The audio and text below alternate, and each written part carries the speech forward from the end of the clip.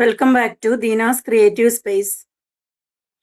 നമ്മൾ കഴിഞ്ഞ ക്ലാസ്സിൽ പഠിച്ചത് ഓരോ ഓർബിറ്റലിലും ഇലക്ട്രോൺ ക്രമീകരിക്കുന്നത് ചില നിയമങ്ങളുടെ അടിസ്ഥാനത്തിലാണെന്ന് പഠിച്ചു. അതിൽ ഒരു നിയമം നമ്മൾ പഠിക്കുകയും ചെയ്തു. ഏതാ? ഓരോ ഓർബിറ്റലിലും എത്ര ഇലക്ട്രോൺ വീതം ഉണ്ടാകണമെന്ന 2n² എന്ന ഫോർമുല ഉപയോഗിച്ചാണ് ഫില്ല് ചെയ്യുന്നത് എന്ന്. ഇന്ന് നമുക്ക് 2ഉം 3ഉം നിയമങ്ങൾ ഏതൊക്കെയാണെന്ന് നോക്കാം. അതായത് നമുക്കതൊന്ന് നോക്കാം. അതായത് നമ്മൾ ഒരു എക്സാമ്പിൾ നമ്മൾ പഠിച്ചത് 4 ഓർബിറ്റലുകളുള്ള ഒരു ആറ്റമാണ് നമ്മൾ എക്സാമ്പിളായിട്ട് എടുത്തത്. ഇപ്പോൾ ആദ്യം നമ്മൾ ന്യൂക്ലിയസ് ആണ് വരയ്ക്കുന്നത്.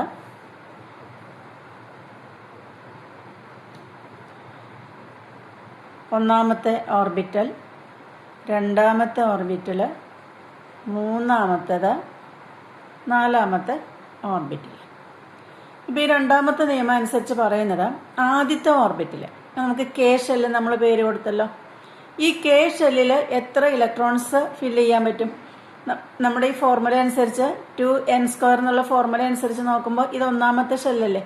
അപ്പോൾ ഒന്നാമത്തെ ഷെല്ലിൽ നമുക്ക് എത്ര ഇലക്ട്രോൺസ് ഉണ്ടായിരിക്കും? 2 ഇൻറ്റു ഒന്നാമത്തെ ഷെല്ലെന്ന് പറയുമ്പോൾ 1, അതിൻ്റെ സ്ക്വയർ വരുമ്പോൾ 1. അപ്പോൾ ഒന്നാമത്തെ ഷെല്ലിൽ 2 ഇലക്ട്രോൺസ് ആണ് ഉണ്ടാകുന്നത്. അപ്പം നമുക്ക് ഈ ഒന്നാമത്തെ ഷെല്ലിൽ 2 ഇലക്ട്രോൺസ് ഫില്ലായതിന് ശേഷം മാത്രമാണ് രണ്ടാമത്തെ ഷെല്ലിലേക്ക് ഇലക്ട്രോൺസ് മാറുകയുള്ളൂ. അതാണ് ഇവിടെ രണ്ടാമത്തെ നിയമത്തിൽ പറയുന്നത്. കണ്ടോ? Normally filling up of electrons in higher energy orbits will take place only after the lower energy orbits are filled. അതായത് ഒന്നാമത്തെ ഷെല്ലിൽ ചെയ്തതിന് ശേഷം മാത്രമാണ് നമുക്ക് രണ്ടാമത്തെ ഓർബിറ്റലിലേക്ക് ഇലക്ട്രോൺസ് മാറുകയുള്ളൂ എന്ന്. മനസ്സിലായോ? അത് ഇനി നമുക്ക് മൂന്നാമത്തെ നിയമം നോക്കിയാലോ. Maximum number of electrons that can be accommodated in the outer most orbit of an atom is 8 എന്നാണ്. അതായത് ഇപ്പോൾ ഇത് ആറ്റത്തിന്റെ ഏറ്റവും പുറമേയുള്ള ഉണ്ട്, ഇത് ഏറ്റവും പുറമേയുള്ള ഓർബിറ്റാണ് അല്ലെങ്കിൽ ഷെല്ലാണ്, ഏറ്റവും പുറമേയുള്ളതാണ്. ഈ ഏറ്റവും പുറമേയുള്ള ഷെല്ലിൽ എന്താണെന്നാ പറഞ്ഞിട്ടുള്ളത്? Maximum number of electrons. Maximum അതിൽ എത്ര ഇലക്ട്രോൺസ് ആണ് വരുന്നത്? 8 ഇലക്ട്രോൺസ് ആണ് അതിൽ ഫില്ല് ചെയ്യാൻ പറ്റുന്നത്. കാരണം 8 ഇലക്ട്രോൺസ് ഉണ്ടെങ്കിലാണ് നമുക്ക് ഏതൊരു ആറ്റത്തിനും എന്ത് കിട്ടുള്ളൂ? സ്റ്റെബിലിറ്റി കിട്ടുള്ളൂ, സ്ഥിരത കിട്ടുള്ളൂ. അപ്പോൾ അതുകൊണ്ട് ഏറ്റവും പുറമേ ഉള്ള ആ ഷെല്ലിൽ മാക്സിമം എത്ര നമ്പറാണ് ഉണ്ടായിരിക്കുന്നത്? 8 ഇലക്ട്രോൺസ് ആണ് ഏറ്റവും പുറമേ ഉള്ള ഷെല്ലിൽ ഉണ്ടാവുക.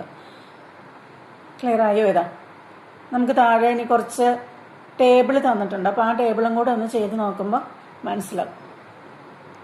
Electron configuration is the representation of filling of electrons in the orbits. അപ്പോൾ ഇലക്ട്രോൺ കോൺഫിഗറേഷൻ എന്ന് പറഞ്ഞാൽ എന്താ ഉദ്ദേശിക്കുന്നത്?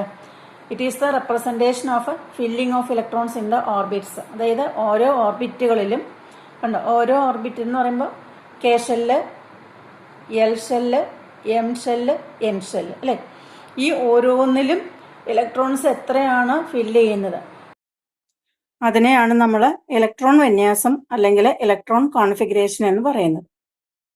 നെക്സ്റ്റ് നമുക്ക് let's write the electron configuration of some elements. ചില മൂലകങ്ങളുടെ ഇലക്ട്രോൺ വിന്യാസം എഴുതി നോക്കാം.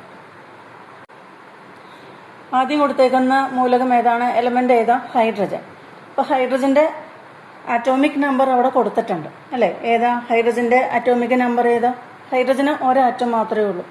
അപ്പോൾ അതിന്റെ അറ്റോമിക് നമ്പർ 1 ആണ്. Number of ഇലക്ട്രോൺസോ? ഒരാറ്റം മാത്രം ഉണ്ടെങ്കിൽ അറ്റോമിക് നമ്പർ തന്നെയല്ലേ ഇലക്ട്രോൺസ് ആയിട്ട് വരുന്നത്. അപ്പം നമ്പർ ഓഫ് ഇലക്ട്രോൺസ് എത്രയാണ്? 1 തന്നെയാണ്. ഇനി ഇലക്ട്രോൺ കോൺഫിഗറേഷൻ വരുമ്പോഴോ, ഇലക്ട്രോൺ വിന്യാസം വരുമ്പോഴോ ആകെ ഒരു ഷെല്ലല്ലേ ഉള്ളൂ, ഒരു ഓർബിറ്റേ ഉള്ളൂ. അപ്പോൾ ആ ഒരു ഓർബിറ്റിൽ ആദ്യത്തെ ഷെല്ലിൽ എത്ര ഇലക്ട്രോൺസ് ഉണ്ടായിരിക്കും? 1 ഇലക്ട്രോൺ മാത്രമാണ് ഉണ്ടായിരിക്കുന്നത്. ഇനി അടുത്തൊരു എലിമെന്റ് മൂലകം പറഞ്ഞിട്ടുള്ളത് ഹീലിയം ആണ്. ഹീലിയത്തിന്റെ അറ്റോമിക് നമ്പർ പറഞ്ഞിട്ടുള്ളത് 2 ആണ്. ഹീലിയത്തിന്റെ അറ്റോമിക് നമ്പർ 2. അറ്റോമിക് നമ്പർ 2 ആകുമ്പോൾ അത് തന്നെയല്ലേ ഇലക്ട്രോണും. അപ്പോൾ നമ്പർ ഓഫ് ഇലക്ട്രോൺസ് എത്രയാണ്? 2 ആണ് വരുന്നത്. അപ്പോൾ ഇലക്ട്രോൺ കോൺഫിഗറേഷൻ ഒന്നാമത്തെ ഓർബിറ്റലിൽ എത്ര ഇലക്ട്രോൺ ഉണ്ടായിരിക്കും? 2 ഇലക്ട്രോൺസ് ഉണ്ടായിരിക്കും. ഇനി മൂന്നാമത് വരുന്നത് ലിഥിയം. ലിഥിയത്തിന്റെ അറ്റോമിക് നമ്പർ 3 ആണ്. അപ്പോൾ നമുക്ക് എത്ര ഇലക്ട്രോൺസ് ആണുള്ളത്? 3 ഇലക്ട്രോൺസ് ആണ് ഉള്ളത്. അപ്പോൾ ഒന്നാമത്തെ ഷെല്ലിൽ എത്ര ഇലക്ട്രോൺ ഉണ്ടായിരിക്കും? ഒന്നാമത്തെ ഷെല്ലിൽ 2 ഇലക്ട്രോൺ, രണ്ടാമത്തെ ഷെല്ലിൽ 1 ഇലക്ട്രോൺ ആണ് ഉണ്ടാവുന്നത്. അത് നമുക്കൊന്ന് വരച്ചു നോക്കാം. ഇത് നമ്മൾ ന്യൂക്ലിയസ് വരച്ചത്. ഇത് ഒന്നാമത്തെ ഷെല്ല്. അപ്പോൾ കെ ഷെല്ലാണ്. ഇത് എൽ ഷെല്ലാണ് കേട്ടോ. അപ്പോൾ കെ ഷെല്ലിൽ എത്ര ഇലക്ട്രോൺസാണ് ഉള്ളത്? നമ്മൾ നോക്കിയത് ഏതാ? ലിഥിയല്ലേ. ലിഥിയത്തിന് ആകെ അറ്റോമിക് നമ്പർ എത്രയാണ്? 3 അപ്പോൾ നമ്പർ ഓഫ് ഇലക്ട്രോൺസ് എത്രയാണെന്ന് പറഞ്ഞാൽ 3 ഇലക്ട്രോണാണ് ഉള്ളത്. അപ്പോൾ നമുക്ക് ഒന്നാമത്തെ ഷെല്ലിൽ എത്ര ഇലക്ട്രോൺ ഉണ്ടായിരിക്കും? 2 ഇലക്ട്രോണാണ് ഒന്നാമത്തെ ഷെല്ലിൽ ഉണ്ടാകുന്നത്. ഇനി രണ്ടാമത്തെ ഷെല്ലെന്ന് പറഞ്ഞാൽ ഇവിടെ ഏതാ? എൽ ഷെല്ലല്ലേ. അപ്പോൾ എൽ ഷെല്ലിൽ എത്ര ഇലക്ട്രോൺ ഉണ്ടായിരിക്കും? ബാക്കി വന്ന ഒരെണ്ണം എൽ ഷെല്ലിലാണ് ഉണ്ടാവും. അപ്പോൾ നമുക്ക് ഇനി അടുത്തതായിട്ട് ഇലക്ട്രോൺ വരുന്ന ഏതാ? ബി ആണ്. ബി എന്ന് പറഞ്ഞാൽ ബെറിലിയത്തിന്റെ അറ്റോമിക് നമ്പർ എത്രയാണ് വരുന്നത്? 4. ഇനി നമ്പർ ഓഫ് ഇലക്ട്രോൺസോ? ഈ അറ്റോമിക് നമ്പർ തന്നെയാണ് നമ്പർ ഓഫ് ഇലക്ട്രോൺസ് ആയിട്ട് വരുന്നത്. അപ്പോൾ നമ്പർ ഓഫ് ഇലക്ട്രോണുകളുടെ എണ്ണം 4. അപ്പോൾ ഒന്നാമത്തെ ഷെല്ലിൽ എത്ര വരും? 2 ഇലക്ട്രോൺ വരും. രണ്ടാമത്തെ ഷെല്ലിൽ എത്ര വരും? 2. ഇനി അടുത്ത് വരുന്ന ബി ആണ്. ബി എന്ന് പറയുമ്പോൾ ഏതാ ഉദ്ദേശിക്കുന്നത്? ബോറോൺ ആണ്. Boron atomic number 5.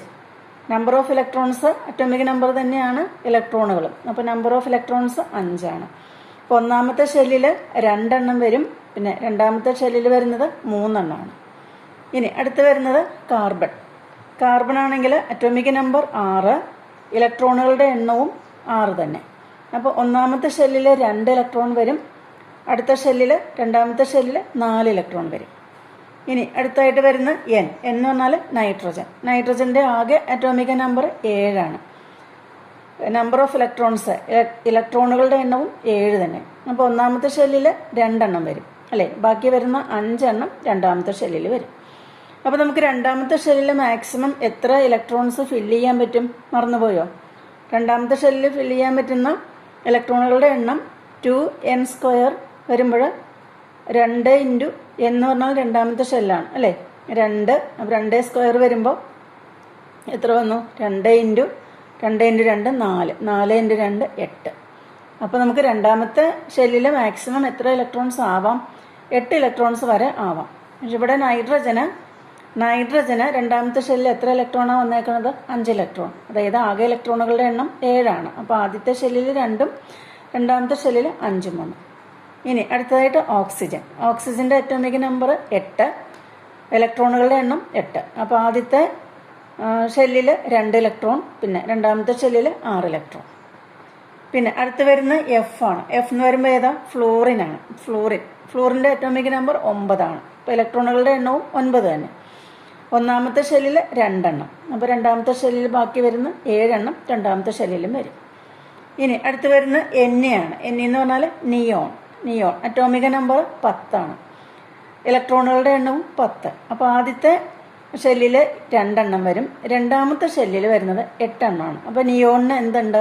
ഈ സ്ഥിരതയുണ്ട്. ആ സ്ഥിരതയുള്ള ഒരു എലമെന്റ് ആണ് നിയോൺ. അതായത് ഏറ്റവും പുറമേ ഉള്ള 2 ഷെല്ലേ ഉള്ളൂ, 2 ഓർബിറ്റ്. അപ്പോൾ അതിൽ ഏറ്റവും പുറമേ ഉള്ള ഷെല്ലിൽ എത്ര ഇലക്ട്രോൺസ് വന്നിട്ടുണ്ട്? 8 ഇലക്ട്രോൺസ് വന്നിട്ടുണ്ട്. നിയോൺ കഴിഞ്ഞ് നെക്സ്റ്റ് വന്നിട്ടുള്ളത് സോഡിയം, Na ആണ്. അപ്പോൾ സോഡിയത്തിന്റെ അറ്റോമിക് നമ്പർ 11, ഇലക്ട്രോണുകളുടെ എണ്ണം 11. അപ്പോൾ ആദ്യത്തെ ഷെല്ലിൽ ഇവിടെ നമുക്കൊരു പ്രത്യേകതയുണ്ട്. ഇവിടെ ആദ്യത്തെ ഷെല്ലിൽ നമുക്ക് 2 ഇലക്ട്രോൺ കിട്ടി. രണ്ടാമത്തെ ഷെല്ലിൽ നമുക്ക് 8 മാക്സിമം പറ്റുള്ളൂ അല്ലേ. അപ്പോൾ ഇവിടെ ആകെ അറ്റോമിക് നമ്പർ 11 അല്ലേ. അപ്പോൾ രണ്ടാമത്തെ ഷെല്ലിൽ നമുക്ക് 8 എഴുതി നമ്മൾ. അപ്പോൾ ആകെ ഇപ്പോൾ 10 ഇനി മൂന്നാമത്തെ ഷെല്ലിൽ അപ്പോൾ എത്ര ഉണ്ടായിരിക്കും? ബാക്കി വരുന്ന ഒരെണ്ണം മൂന്നാമത്തെ ഷെല്ലിലായിരിക്കും. ഇനി അടുത്തത് മഗ്നീഷ്യത്തിന് ആകെ അറ്റോമിക് നമ്പർ 12. അപ്പോൾ ഇലക്ട്രോണുകളുടെ എണ്ണവും 12. അപ്പോൾ ആദ്യത്തെ ഷെല്ലിൽ 2, രണ്ടാമത്തെ ഷെല്ലിൽ 8, മൂന്നാമത്തെ ഷെല്ലിൽ വരുമ്പോൾ 2 വരും. ഇനി അടുത്ത് വരുന്നത് എൽ എന്ന് പറഞ്ഞാൽ എന്താ? അലൂമിനിയത്തിന്റെ അറ്റോമിക് നമ്പർ 13, ഇലക്ട്രോണുകളുടെ എണ്ണം 13. അപ്പോൾ ആദ്യത്തെ ഷെല്ലിൽ 2, രണ്ടാമത്തെ ഷെല്ലിൽ 8, മൂന്നാമത്തെ ഷെല്ലിൽ വന്നപ്പോൾ 3. അപ്പോൾ ആകെ 13. ഇനി അലൂമിനിയം കഴിഞ്ഞാൽ നെക്സ്റ്റ് വരുന്ന സിലിക്കൺ ആണ്. സിലിക്കണിന്റെ അറ്റോമിക് നമ്പർ 14. അപ്പോൾ ഇലക്ട്രോണുകളുടെ എണ്ണവും 14. ആദ്യത്തെ ഷെല്ലിൽ വരുന്നത് 2, രണ്ടാമത്തെ ഷെല്ലിൽ വരുന്നത് 8. അപ്പോൾ 8 2 10. മൂന്നാമത്തെ ഷെല്ലിൽ 4 വന്നു.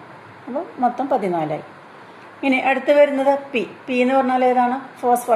ഫോസ്ഫറസിന്റെ അറ്റോമിക് നമ്പർ 15. ഇലക്ട്രോണുകളുടെ എണ്ണം 15. അപ്പോൾ ആദ്യത്തെ ഷെല്ലിൽ എത്ര വരും? 2 വരും. രണ്ടാമത്തെ ഷെല്ലിൽ എത്ര എണ്ണം വരും? 8 എണ്ണം വരും അല്ലേ? അപ്പോൾ 8 × 2 10. മൂന്നാമത്തെ ഷെല്ലിൽ ബാക്കി വരുന്ന 5 എണ്ണം മൂന്നാമത്തെ ഷെല്ലിലും വന്നു. ഇനി അടുത്ത് വരുന്നത് CL. CL എന്ന് പറഞ്ഞാൽ ഏതാ? സോറി, അതിന് മുമ്പ് ഒരെണ്ണം ഉണ്ടല്ലോ അല്ലേ, എസ് എന്ന് പറഞ്ഞാൽ ഏതാ? സൾഫർ. സൾഫറിൻ്റെ അറ്റോമിക് നമ്പർ 16. അപ്പോൾ ഇലക്ട്രോണുകളുടെ എണ്ണവും 16 തന്നെ. ഒന്നാമത്തെ ഷെല്ലിൽ 2 എണ്ണം, രണ്ടാമത്തെ ഷെല്ലിൽ 8 എണ്ണം. അപ്പോൾ 8 × 2 10 ആയല്ലോ. ബാക്കി വരുന്ന 6 എണ്ണം മൂന്നാമത്തെ ഷെല്ലിലും വന്നു. ഇനി CL എന്ന് പറഞ്ഞാൽ ഏതാ? ക്ലോറിനാണ്. ക്ലോറിൻ്റെ അറ്റോമിക് നമ്പർ 17. ഇലക്ട്രോണുകളുടെ എണ്ണം 17. ഒന്നാമത്തെ ഷെല്ലിൽ 2 എണ്ണം, രണ്ടാമത്തെ ഷെല്ലിൽ 8 എണ്ണം. അപ്പോൾ ആകെ 10 എണ്ണം ആയല്ലോ. ഇനി മൂന്നാമത്തെ ഷെല്ലിൽ 7 എണ്ണം, അപ്പോൾ 17 എണ്ണം ആകെ. ഇനി ലാസ്റ്റ് വരുന്നതാണ് AR. AR എന്ന് പറഞ്ഞാൽ ആർഗൺ. ആർഗണിൻ്റെ അറ്റോമിക് നമ്പർ 18 ആണ്. അപ്പോൾ ഇലക്ട്രോണുകളുടെ എണ്ണവും 18. ആദ്യത്തെ ഷെല്ലിൽ 2 എണ്ണം, രണ്ടാമത്തെ ഷെല്ലിൽ 8 എണ്ണം, ബാക്കി വരുന്ന 8 എണ്ണം മൂന്നാമത്തെ ഷെല്ലിലും വന്നു.